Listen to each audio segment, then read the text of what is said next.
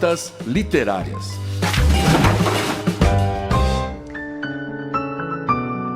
Estou de novo pensando na beleza, em como algumas coisas são caçadas porque achamos que elas são bonitas. Se comparada com a história do nosso planeta, uma vida individual é tão curta, um piscar de olhos, como dizem. Então ser belo, mesmo que do dia em que você nasce até o dia em que você morre, é ser belo apenas por um instante. Este é o Rotas Literárias, programa que vai apresentar grandes clássicos da literatura ao redor do mundo e te ajudar a expandir seus caminhos nas suas próximas escolhas de leitura. Eu sou Igor Alves, diretamente dos estúdios da Rádio e TV FAAP. E eu sou Cláudia Muniz. Seja muito bem-vindo para mais essa viagem por um mar de livros. Esse é um programa que a gente quer fazer junto com você. Fique atento em nossas publicações do Instagram, no @Rádio TV FAAP, para deixar suas perguntas, comentários e sugestões de livros para trazermos aqui.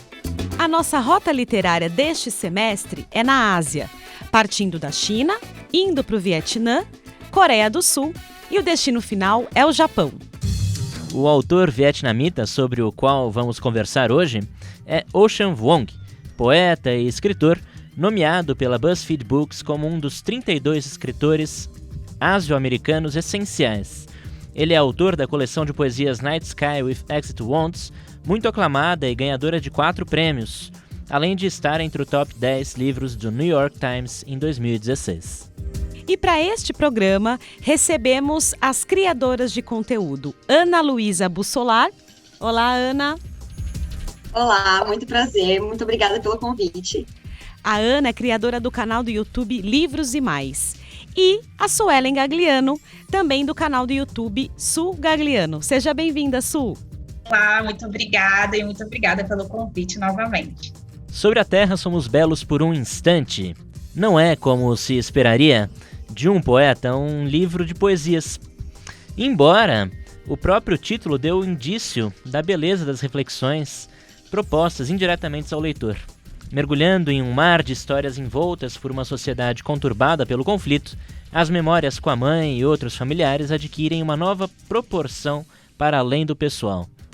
Romance best-seller do periódico estadunidense New York Times, a obra de Vuong impede o leitor de não sair tocado de alguma forma, durante e após a leitura, de relatos de uma vida tão distante, mas que se torna própria do instante de leitura, pelas tocantes palavras de Ocean Vuong.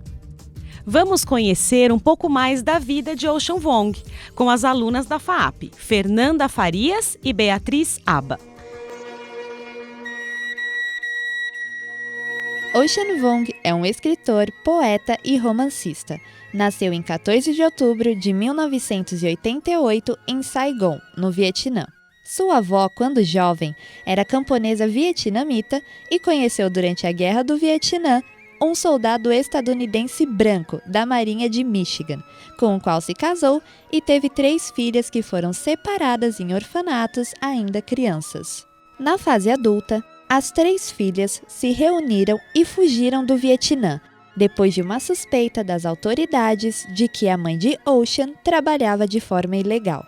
Aos 2 anos de idade, Ocean e sua família ficaram em um campo de refugiados nas Filipinas, antes de migrarem para os Estados Unidos, onde foram abandonados por seu pai.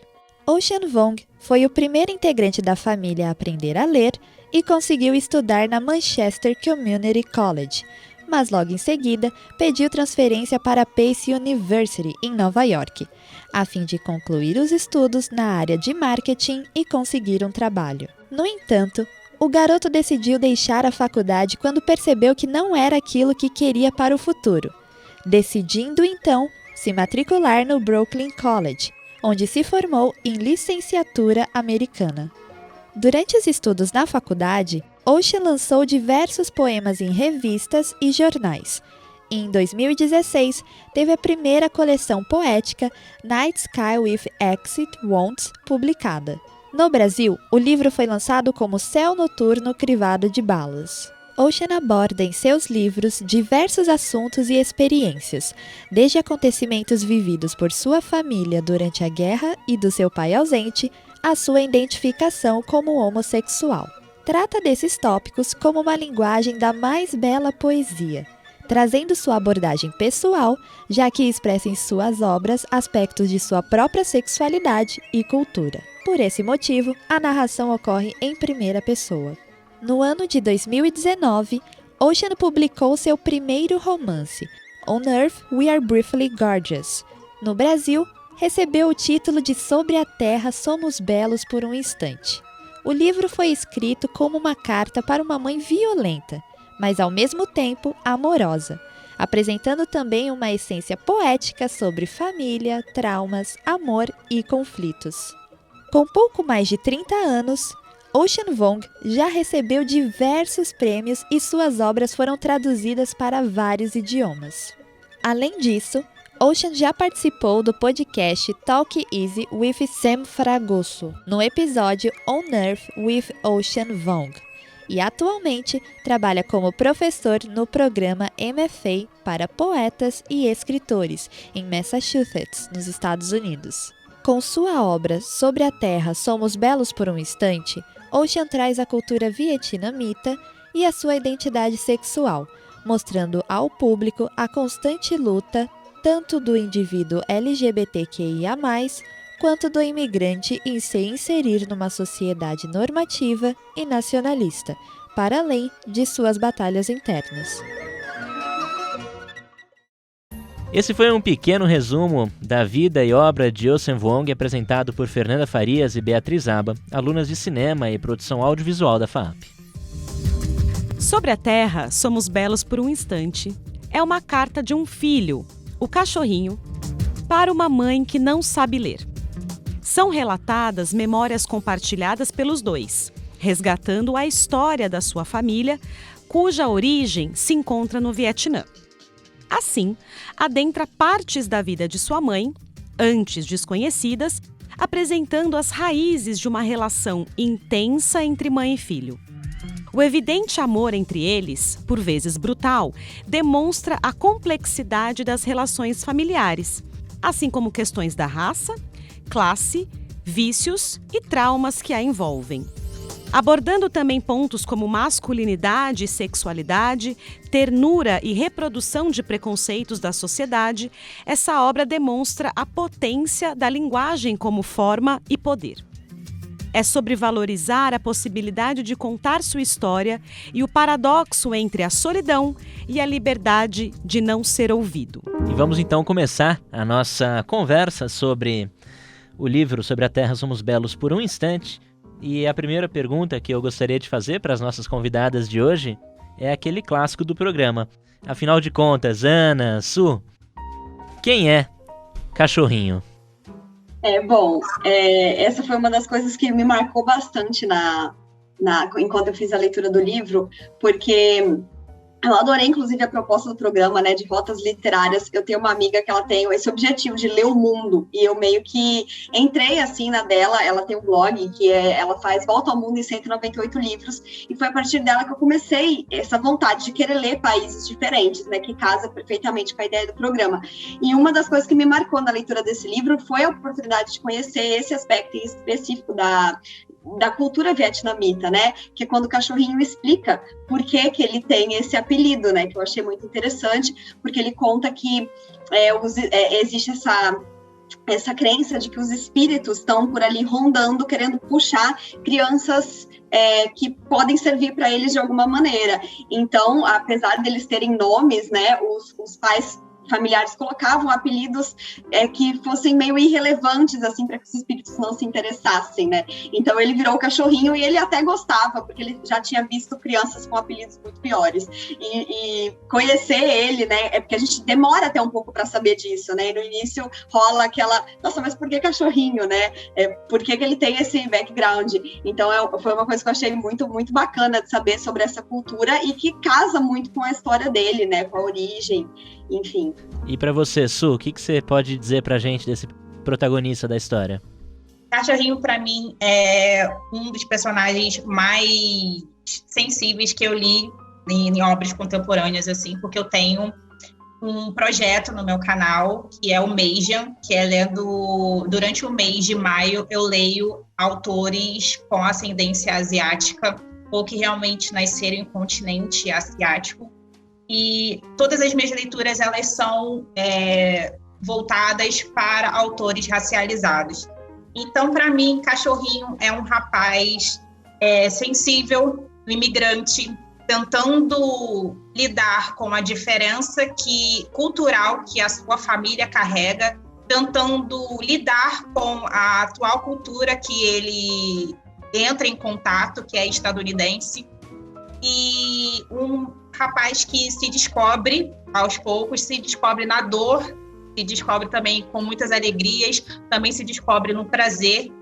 E para mim, Cachorrinho é um dos personagens assim essenciais para a gente saber e ter empatia e ouvir também a voz dessas pessoas que são amarelas e tiveram por tanto tempo a sua identidade apagada por causa dos reflexos que essa guerra, que a guerra do Vietnã trouxe, né, mundialmente, assim, principalmente nos Estados Unidos, por ser um imigrante vietnamita.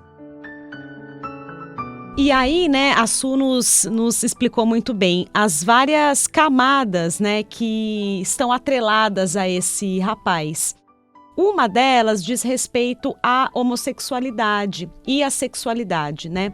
Então, Su, acho que continuando nesse aspecto, como você acha que essa característica moldou a personalidade dele?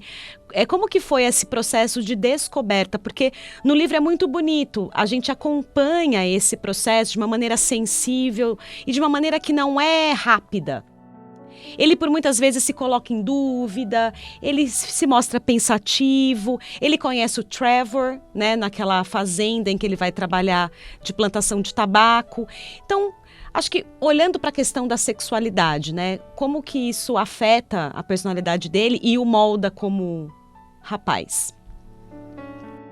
Eu acho que molda principalmente por ele se relacionando com um homem branco, ele tem a autoidentificação racial dele e ele tem a maior consciência de como é a cultura dele, de onde ele vem, se comparando com o Trevor.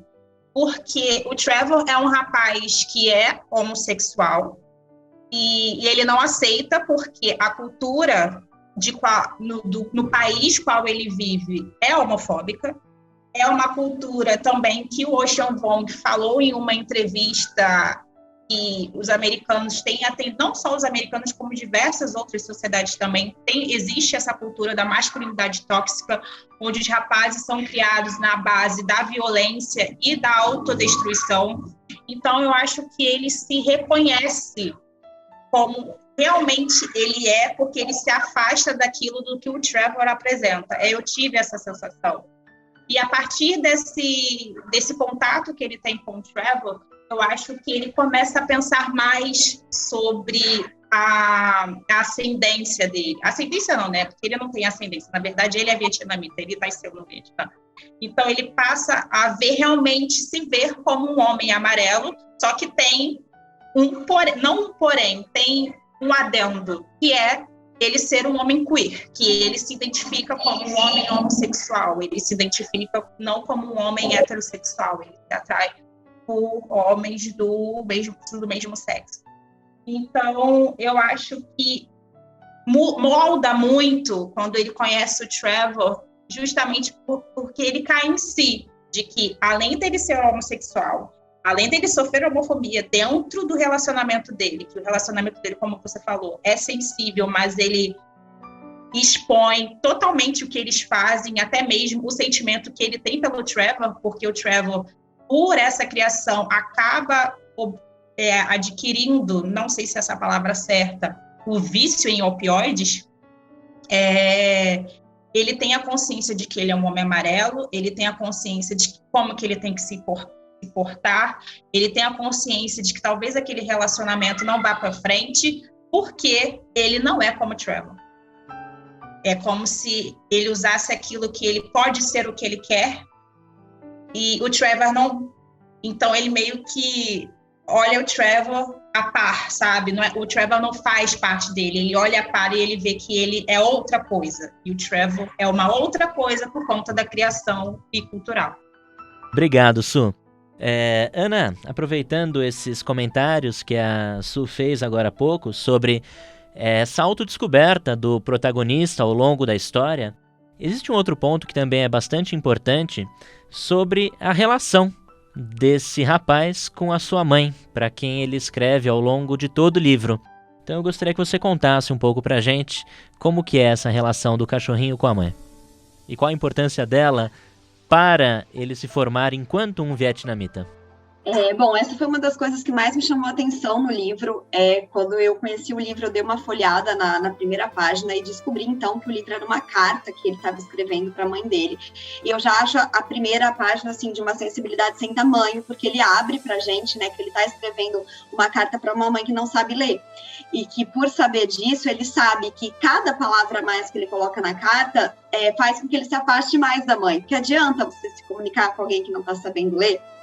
E ele já deixa isso muito claro no início, e já é uma forma de mostrar esse abismo que existe na relação entre ele e a mãe, mas que ele tenta, de alguma forma, por meio dos sentimentos, ultrapassar, né? E então, ao longo dessa sua grande carta, ele vai, né, fazendo regressões e narrando vários momentos que ele teve com a mãe dele, que são muito delicados, mas eu acho que, no fim das contas, o livro, a carta como um todo, é quase como uma aceitação de perdão, uma compreensão que ele passa a ter dessa mãe, de quem foi essa mãe e de por que ela agiu como ela agiu a vida toda, né? Tem um momento que me marcou bastante, que ele fala assim: você é minha mãe, mas você também é um monstro, mas você também é a minha mãe.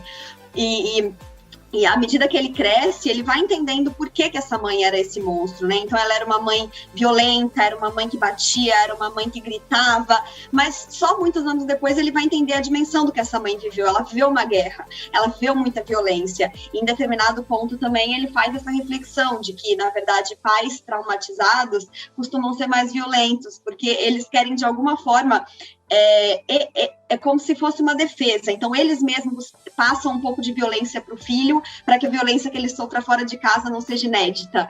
Então a relação deles foi muito marcada por isso, e esse é o momento em que ele está meio que perdoando essa mãe, lavando a roupa suja, assim, nessa grande carta, colocando todos os seus sentimentos à flor da pele, por mais que ele saiba que isso é um trabalho que ele faz com ele mesmo, porque ela não sabe ler, então ela não vai acessar. É quase que uma terapia que ele faz ali, né? E eu acho extremamente sensível, muito profundo, e fico pensando e qual parte disso é real para o autor, né? Porque a gente sabe que é um livro de autoficção, muito do que tem aqui faz muito parte da vida do autor, e eu fico pensando na relação dele com a mãe, assim, no que disso foi real para ele, porque o livro é uma jorrada de sentimentos, né? E chega muito para o leitor, então acho que ele consegue fazer muito bem esse trabalho. Eu até vi numa entrevista dele que ele, de início, o intuito dele era fazer com que o livro contasse a vida dele, e depois ele foi colocando vários elementos de escrita, e aí fugiu do que ele realmente queria, e aí ele fala que eu misturei tudo e eu transformei tudo em arte, sabe? E a conexão com a mãe dele, ele tem uma conexão muito forte com a mãe dele, tanto que nessa entrevista que eu assisti, o entrevistador falou assim: sua mãe ainda fala inglês? Aí ele falou: não, ela não faz questão de falar muito bem inglês. Aí ele fala assim: então fala alguma coisa para sua mãe vietnamita, porque ele ficou super emocionado por estar falando sobre o seu livro com a TV. E aí ele falou com ela, mandou uma mensagem para ela em vietnamita. Foi muito bonito. E acho que vocês estão tocando em pontos cruciais, né, dessa história e a história de vida do Ocean Vuong. A questão do trauma também me chamou muito a atenção. E esse trauma, ele vai mostrando que ele não é só da mãe dele, da Rose, né? Mas ele vem da Lan, da avó dele, né? Que também passou, teve uma história de vida muito traumática também, muito violenta. Ela teve que se prostituir muito nova, né? Porque ela saiu de casa em função de um casamento que os pais, né, não aceitavam. Ela teve que sair muito nova e ela se prostituiu até que ela conheceu o Paul, que era um soldado norte-americano, né? Que depois confidenciou para o Ocean que não era avô dele, biológico, né? Mas essa questão do trauma também me chamou muito a atenção por isso. Acho que é um trauma que a Rose carrega, a mãe dele, mas que está muito presente na mãe, né? E isso o Ocean vai descobrindo também no decorrer da escrita dessa carta, né? Então, acho que isso é importante de salientar. E aí também, se vocês quiserem tecer alguns comentários sobre Alain, sobre a avó dele, né, que também tem uma presença marcante na história. Só queria falar rapidinho sobre essa questão do trauma que você citou, só para complementar, porque tem um outro trecho que eu acho muito bonito, em que ele fala, que ele reflete sobre quanto tempo uma guerra demora para sair da história de uma família, né? Porque nossa, esse trecho é muito profundo, porque realmente, assim, a gente agora, né, vivendo, acompanhando de longe, claro, mas essa questão da guerra da Rússia com a Ucrânia, as coisas acontecendo na atualidade fazem a gente pensar mais sobre esse assunto, e eu lembrei muito disso que ele fala, assim, porque é um trauma que ele fica enraizado e ele atravessa gerações. Por mais que ele não tenha vivido a guerra, ele vive a mãe dele dentro de casa com medo quando escuta um barulho, quando vê um soldado na TV. Então, quantos anos demora para uma família conseguir limpar esse trauma? O quão profundo ele é e quantas gerações ele atinge. Então, achei que valia a pena fazer esse comentário. Muito interessante também. Eu acabei, para fazer o vídeo, né, que eu fiz no canal, acabei pesquisando sobre a Guerra do Vietnã, que foi uma guerra extremamente desnecessária, se podemos falar essa palavra, porque os Estados Unidos e a União Soviética na Guerra Fria aterrorizou o mundo, vamos dizer assim, e principalmente o leste asiático, né? E eu fico pensando, eu me coloquei várias vezes na pele da Alain, e eu acho que ela teve uma força que eu não teria, dela viver numa guerra, se prostituir, conseguir ir para os Estados Unidos, e obviamente pedir uma saúde mental ali seria algo extremamente impossível, porque achar que a vida dele seria também fácil, né, digamos assim, também seria impossível, porque você morar numa casa com pessoas com transtornos mentais, que vai passando de mãe para filho, e é complicado, é peculiar, mas até nas partes extremamente violentas, assim, no livro, eu não conseguia culpar a Alain, eu não conseguia culpar a mãe dele. E tanto que se você carrega traumas por ter sido violentado, ou você continua sendo violentado, ou você violenta outra pessoa. Tanto que a mãe dele o violenta, só que a tia dele apanha do marido, né? Tanto que a mãe dele tenta ir lá para tirar ela lá de casa. Mas eu acho que os momentos que ele tem com a Alain, por mais que ela não possua sanidade mental, eu acho muito bonito, porque ele consegue extrair uma beleza daquilo ali que outra pessoa talvez não teria. Ou ele tem agora porque hoje ele sabe que aquilo foi o que restou da avó dele, tá? E uma família que vive em guerra e que passa pela história da guerra acaba tendo que lidar muito com a morte também, né? E o personagem do cachorrinho tem que lidar muito com a morte, inclusive com a morte da avó, que vocês falaram agora há pouco, e de uma outra figura também já mencionada, que é o Trevor. Como que essa dicotomia, né, da beleza e da morte dialogam no livro? Ana? Pergunta profunda, hein, gente? É muito profunda, e eu acredito que ela tem tudo a ver com o título do livro, né, que a gente estava comentando até antes, o que a Su falou foi muito bonito, que ele deixa bem claro desde o título, sobre a Terra somos belos por um instante. Logo que eu dei de cara com esse livro, foi a primeira coisa que eu pensei, assim, ele vai falar sobre a finitude da vida, aquela questão de você ser belo, mas apenas por um período, porque no fim a única certeza que a gente tem é que todos vamos morrer, né? E além disso, ele fala muito no livro sobre como a sobrevivência te marca de 1000 maneiras possíveis, né? Então é muito dolorido você ser um sobrevivente, porque você deixa pessoas para trás, né? Pessoas estão morrendo à sua volta, você está vivendo uma guerra, ou seja, qualquer outra coisa, mas ele fala muito que ele transforma essa sobrevivência num impulso de vida, né? E é aí que eu acho que está a grande dicotomia do livro, né? Eu acho que ele pega o título e coloca dessa forma: é só por um instante que a gente seja belo, enquanto der, né? Ele transforma toda essa morte que ele tem em volta, toda essa dor, tipo assim, fui eu que fiquei, eu sobrevivi, então eu tenho que arrumar um jeito de fazer algo belo com isso, eu tenho que fazer valer a pena essa minha vida. Então eu vejo muito assim. Tem também uma parte no livro que ele fala que a gente corre atrás da beleza enquanto estamos vivos, né? Porque quando a gente morre, a gente não corre mais atrás de nada, obviamente. E eu acho que é realmente isso eu acho que é realmente isso. Até nas tristezas existe beleza, sabe? Até na violência existe algo belo. Até... Eu acho que também, quando a Alan morre e o Trevor morre, é meio que mais ou menos uma página virada, assim, sabe? Para ele. Principalmente quando o Trevor morre, eu pensei, sabe? Porque ele ainda estava muito ligado no Trevor, sentia um pouco. Mas eu acho muito... Eu realmente vejo até...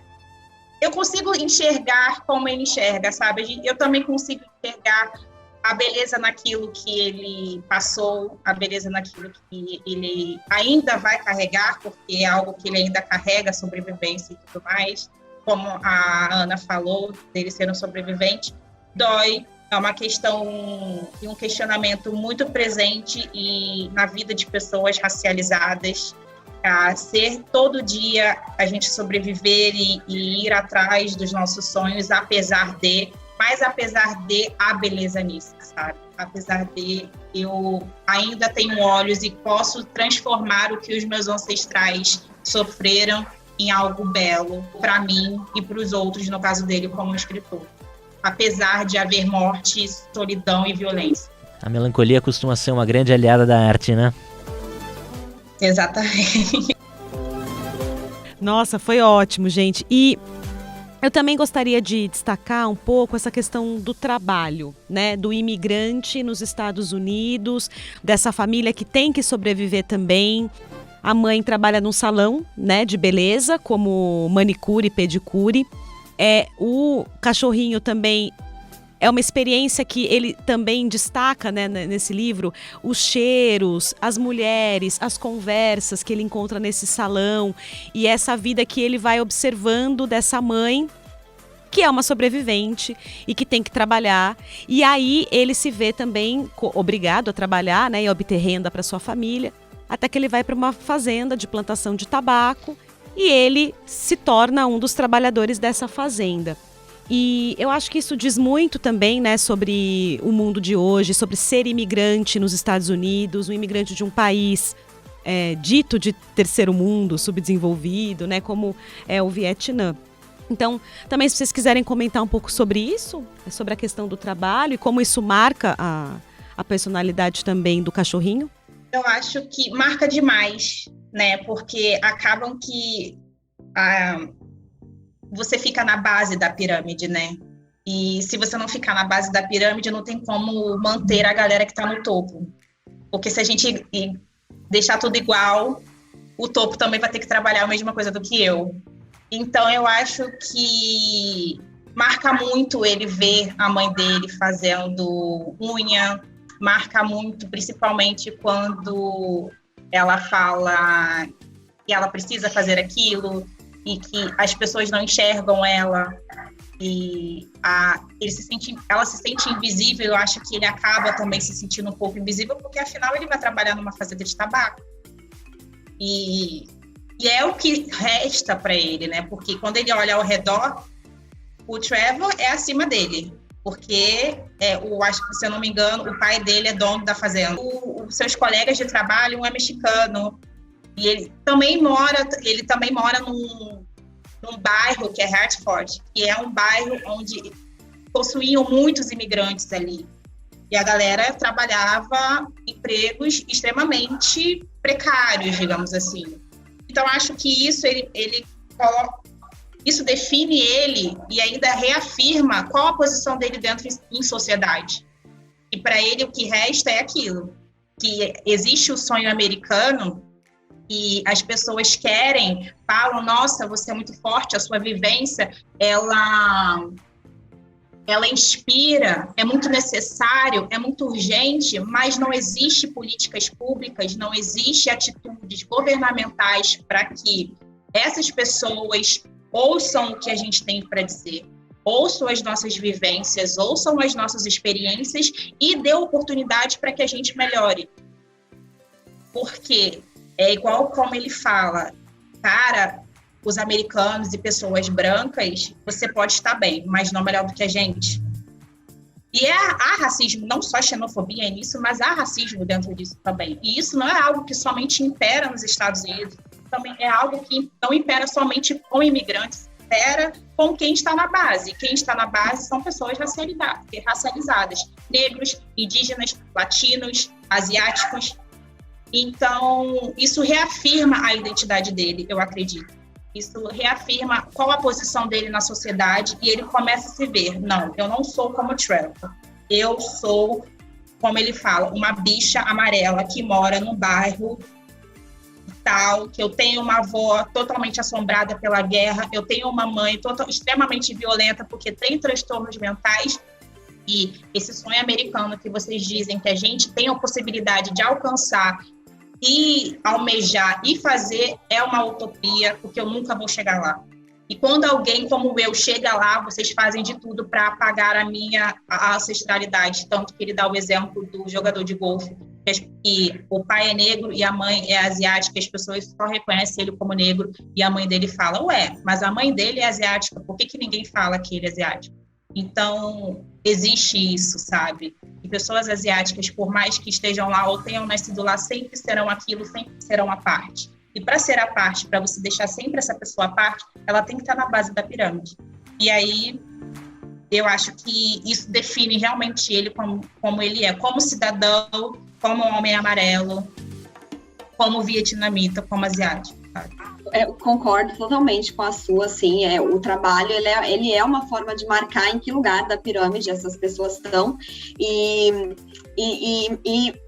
refletir sobre essa questão do sonho americano, né? Tem uma frase que eu ressaltei aqui que é, os Estados Unidos é um bom país, isso depende de onde você olha, né? Então, ele coloca isso em determinado momento do texto, porque ele foi pequeno para lá, ele não tinha essa diferenciação do que era ser imigrante de maneira tão clara quanto os adultos à sua volta. Ele foi aprendendo isso com o tempo, com as vivências que ele tinha na escola, com o fato de perceber o trabalho que a mãe dele tinha, como que ela era tratada ali, até depois, futuramente, no próprio trabalho dele. Eu acho que sim, a partir das posições de trabalho que ele percebe muito bem a diferença entre ele e outras pessoas que são americanas, que estão ali, que têm outros tipos de emprego, outros tipos de tratamento, e ele faz, então, essa provocação, né? É um bom país, mas depende de onde você olha.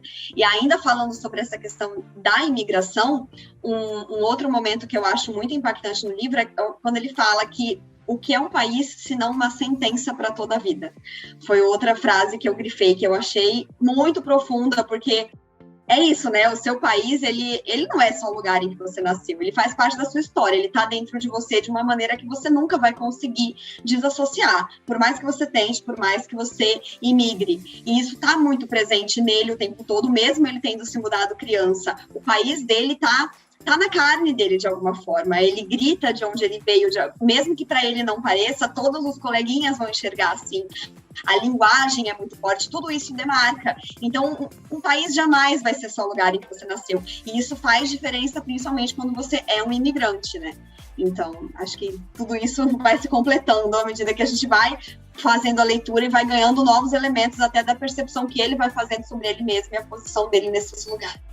Sobre essa questão da identidade que você acabou de falar, Ana, a gente retorna, na verdade, para um ponto que é o ponto do idioma, da dificuldade da mãe de ter que lidar com a língua inglesa, né, e do ainda menino protagonista, que é quase como aquele que desvenda os Estados Unidos para a mãe, né, aquele que traduz os Estados Unidos para o vietnamita.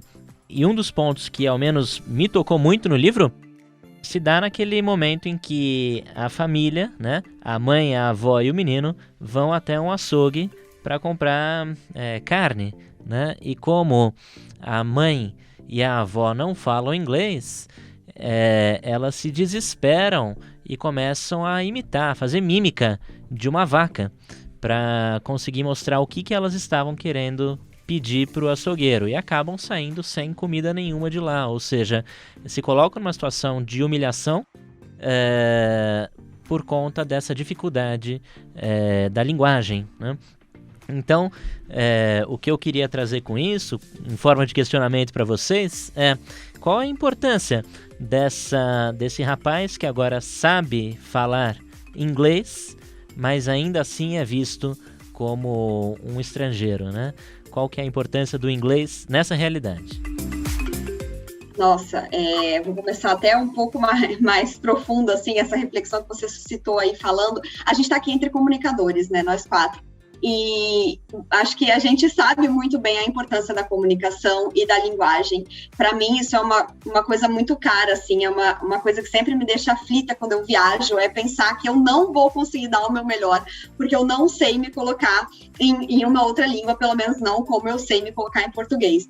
Tem uma personagem de uma série que eu assisti, que é Modern Family, a série, e é a Glória, e ela é uma venezuelana que está morando já há muitos anos nos Estados Unidos. Ela fala com bastante sotaque, quem faz o papel é a Sofia Vergara.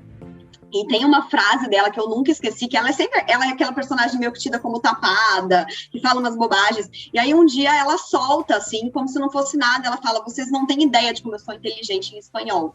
E isso me marcou muito profundamente, porque a gente é inteligente na nossa língua, e você trocar de língua, né, é uma coisa muito profunda, e eu acho que o autor, ele aborda esse peso da linguagem desde a primeira página, quando ele fala que ele está escrevendo para uma mãe que não sabe ler, porque isso já é uma grande falha de comunicação, já é um abismo, e esse problema também está presente durante todo o livro, nessas questões que o Igor citou. Então, ele é a única pessoa da família, ele é a criança que foi para lá pequena, então ele aprendeu inglês. Inglês é quase que a língua mãe dele, mas, ao mesmo tempo, ele não pode perder a língua da família, porque é onde ele se comunica afetivamente com a mãe, com a avó, e linguagem também é afeto, né? Eu acompanho, né, conheço pessoas que migraram e que têm filhos, e elas sempre falam, assim, da importância de que a criança fale português, porque é a língua do afeto. Você, como uma mãe brasileira, você não quer ouvir um mom ou mother, você quer ouvir mãe, porque a língua também é afeto. Então, ele vira esse meio de campo, né, porque em casa ele fala na língua da sua família, e ele encontra esse lugar de carinho,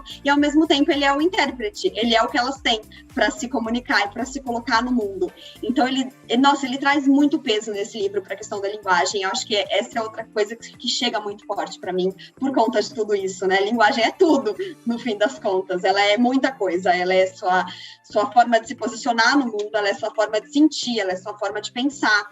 Lembrei agora de um outro livro, que é o Para Poder Viver, da Yeonmi Park, que é uma menina que conseguiu fugir da Coreia do Norte, é um livro de não ficção. E ela conta, assim, que uma grande barreira que ela vivenciou quando ela conseguiu fugir era descobrir que existia vocabulário. Porque ela conta que perguntaram para ela qual era a cor favorita dela. Ela não sabia o que era cor, ela não sabia o que era favorita. E aí ela começa a pensar no peso que é você não ter um vocabulário, porque quando você não tem o vocabulário, você não pensa. E isso é muito profundo, isso é muito forte. Então, você imagina essas mulheres, né, da história, tanto a mãe quanto a avó, que estão nesse novo país e elas não conseguem direito nem acessar um nível de pensamento que o local chega, né? Nossa, eu pirei, não sei se eu respondi a pergunta do Igor, mas é que pensar nisso mexe demais comigo. Sabe que sempre quando eu penso nisso também, Ana, eu me angustio um pouco. Eu fico pensando na origem da consciência e como que aqueles primeiros seres humanos, quando ainda não tinham criado um código de linguagem, um código simbólico de linguagem, se angustiavam por terem coisas dentro de si para serem expressas e não terem as ferramentas para isso, né? Não terem as palavras para serem usadas, né? O quão angustiante deve ter sido esse passado coletivo da humanidade, né? Su, por favor, me fala um pouquinho o que você pensa disso. Eu acho que a linguagem também demarca, sabe? O que ele é, o território onde ele vive demarca o que são os outros e o que eu sou e o que eu sou para os outros. E também o que os outros são para mim. Porque ele tem uma consciência do que aconteceu, porque ele viveu, só que ele não reflete sobre aquilo, ele passa a refletir sobre aquilo anos depois, e ele vê o quanto que pessoas imigrantes, o quanto ele não era querido dentro daquele local, porque nem para comprar um pedaço de carne, a família dele conseguiu. E isso me tocou muito, sabe? A linguagem, porque eu já morei também fora e era muito difícil para eu me virar, era tudo celular, e eu acabei retornando para o Brasil, eu tinha praticamente tudo para viver lá fora, e eu retornei justamente por causa da linguagem. Justamente porque, como a Ana falou, a linguagem do afeto, a minha linguagem de afeto sempre vai ser o português. E eu nunca vou, aonde eu for, eu nunca vou deixar de ser brasileira. Eu nunca vou conseguir dizer as minhas experiências, as minhas vivências, o que eu penso, o que eu acho, se for em outra língua, por mais que eu seja fluente. E a língua, ela não só traz, não é somente comunicação, a língua traz um sentimento e a língua também traz uma beleza, sabe? Que eu acho que ele tenta expor isso de uma forma bem singela no livro, porque, na verdade, ele está escrevendo, é um romance epistolar. Então, eu acho que ele fala que, já que a mãe dele não conseguia expor o que é belo, então ele conseguiu expor o que realmente foi belo na vida dela através da escrita. E eu acho isso muito sensacional, por isso que ele é extraordinário. Ele, para mim, ele é o... não tem ninguém acima dele. Não, ele tá mentindo, eu tô brincando. E uma coisa que me chamou a atenção, falando sobre linguagem, sobre palavras, é a questão do nome da Lã e do nome da Rose, né? Que ele fala que a Lã deu o próprio nome. Ela se chamou de Lã, que significa orquídea. Achei isso tão bonito, né? Foi a maneira que ela achou também, ela encontrou de ter alguma beleza na própria vida. Bom, pelo menos o meu nome é bonito, né? Eu quero me dar um nome bonito. E deu um nome para a filha de Rose, que também é outra flor. Então, eu não queria deixar também de mencionar isso, porque eu acho isso muito poético, muito sensível. Eu acho que isso tem a ver também com a qualidade do Ocean Vuong, né? Como escritor, como artista. É muito bonito mesmo. E assim, agora a gente está naquela etapa do programa de pedir para as nossas convidadas dicas de produtos audiovisuais, de livros, que elas tenham se recordado, que elas tenham feito relação lendo Sobre a Terra Somos Belos por um Instante. A Ana Luísa já deu para a gente aqui várias dicas durante as suas falas e tá tudo certo, Ana. Mas se você puder então comentar, ou esses mesmo que você já citou, ou algum outro, para os nossos espectadores. Beleza, eu trouxe sim algumas indicações. Vou reforçar essa indicação que acabou saindo meio no fluxo, né? Que é o Para Poder Viver, da Yeonmi Park, que é uma obra de não ficção. Essa escritora, ela conta a jornada dela fugindo da Coreia do Norte. É um livro extremamente forte, muito profundo, assim, que traz muitas reflexões políticas sobre o país, mas também muito emocionais, né, sobre o que ela passou lá, e esse tipo de reflexão que eu citei aqui, né, sobre linguagem, enfim, é um livro que eu gosto muito, e eu trouxe outras duas indicações também, que são Precisamos de Novos Nomes, que é da escritora No Violet Bulawayo, né, um pouco de dificuldade de pronunciar o sobrenome dela, ela é uma autora do Zimbábue, e é um livro que fala um pouco sobre a colonização do Zimbábue, e ela, a protagonista, a narradora, ela emigra para os Estados Unidos. Então, para fugir dessa violência, da pobreza que ela vivia nesse país, a mãe dela manda ela para morar com uma tia nos Estados Unidos. E ela também, enfim, crescendo ali, né, nesse momento da adolescência, ela faz várias reflexões sobre você ser imigrante, você estar em outro país. Então, me remeteu muito ao livro do Ocean. E também eu anotei aqui o Pachinko, da Min Jin Lee, que é uma escritora de origem sul-coreana, né? Se eu não me engano, ela já nasceu nos Estados Unidos, mas o livro é uma história de sul-coreanos e sobre o que eles passaram desde que... é uma história de várias gerações, são muitos anos acompanhando, e sobre o que os sul-coreanos passaram com a invasão japonesa no país, e depois o tanto que eles tentam correr atrás do que o Japão tirou deles, e mesmo assim, mesmo que eles tenham migrado para lá, para a Coreia do Sul, para o Japão forçadamente, para tentar novas oportunidades que o Japão tirou deles no próprio país, mesmo a quarta, a quinta geração de sul-coreanos no Japão ainda é vista como sul-coreano, não é vista como pertencente do país, ainda sofre preconceito, então também me lembrou bastante esse livro. E você, Su? Eu ia recomendar Pachinko também, que tem a série na Apple TV+, que tá sensacional. Não é muito fiel ao livro, mas perpassa o livro, porque o livro foi escrito por 30 anos e agora a gente já está em uma nova geração, então está bem atual, assim, muito legal, exatamente como a Ana falou. E também traz duas realidades, né? Uma família coreana morando no Japão, visões de japoneses e tudo mais. E também queria indicar Tudo Que Nunca Contei, da Celeste Ng, que também é uma das minhas autoras favoritas, que fala muito sobre pertencimento, porque é uma menina que nasceu nos Estados Unidos, birracial, a mãe é branca e o pai é sino-americano, mas tem todas umas questões que envolvem a família que poderia ter culminado ou não na morte dela. E aí a gente vai contando por anos e anos e anos o que aconteceu que poderia ter culminado na morte dela. E aí a gente... Porque não é spoiler, tá, gente? A primeira fase do livro é Lid está morta. Então, sabe? E a gente vai descobrir o que aconteceu. E é muito profundo. A gente não pode debater coisas superficialmente. É tudo tão profundo, que esse livro foi sensacional. Aproveitando que vocês estão focando no leste asiático, ter essas duas opções, porque em Tudo Que Nunca Contei, os avós da Lídia vieram da China e tem toda aquela questão de imigração, como foi eles chegarem em solo americano e quanto eles sofreram por isso. Nossa, que riqueza de indicações. Igor, e você? O que você indica pra gente? Claudinha, hoje a minha indicação é musical. Esse livro do Seon Wong, né, a poética dessa literatura, me remeteu muito à poética do nosso gênio Renato Russo. Eu acho que as músicas do Renato Russo, elas se aproximam demais com os temas abordados pelo Seon Wong no livro Sobre a Terra Somos Belos por um Instante. Então, eu tenho uma música em específico que é a música Vento no Litoral, mas eu acho que todas as músicas do Renato Russo, elas enfim, dialogam muito com essa obra.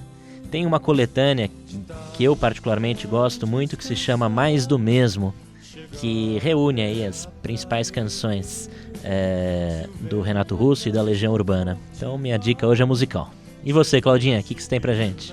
Olha, gente, eu lendo o livro, me lembrei muito de um filme recente, lançado em 2020, 2021, deixa eu só colar aqui, em 2021, que é o Minari, Em Busca da Felicidade, que eu já considero um dos meus filmes favoritos da vida, dirigido pelo Lee Isaac Chung, né, que é um diretor sul-coreano. A história se passa também nos Estados Unidos, também fala sobre imigração, sobre questões raciais, sobre uma família sobrevivente na zona rural, trabalhando também, tentando sobreviver ali numa pequena propriedade que eles conseguiram comprar, as dificuldades das relações familiares dentro desse contexto e nessa sociedade. Então eu queria indicar Minari, Em Busca da Felicidade. Maravilha, ótimas dicas, Claudinha, obrigado. E eu também quero agradecer imensamente a participação das nossas convidadas de hoje, a Ana Luísa Bussular. Muito obrigado, Ana. Eu que agradeço o convite, foi um prazer. E também da Su, a Suelen Gagliano. Muito obrigado, Su. Eu que agradeço pelo convite, foi uma honra falar sobre esse livro. Esse foi o segundo episódio desta nova temporada do Rotas Literárias. A nossa próxima parada é na Coreia do Sul, com A Vegetariana, de Han Kang. Esperamos por vocês. Rotas Literárias tem a apresentação de Cláudia Muniz. E de Igor Alves. Produção de Fernanda Farias e Beatriz Aba. Gravação, Micael Roira.